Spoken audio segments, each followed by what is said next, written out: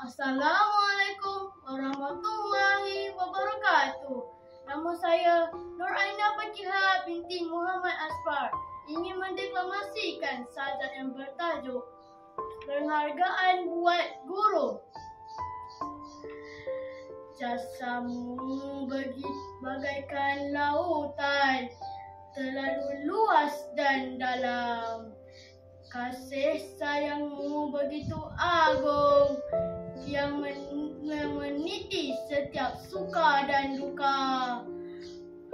Tidak dapat ku balas bagaikan pasir di pantai, yang suka untuk dihitung.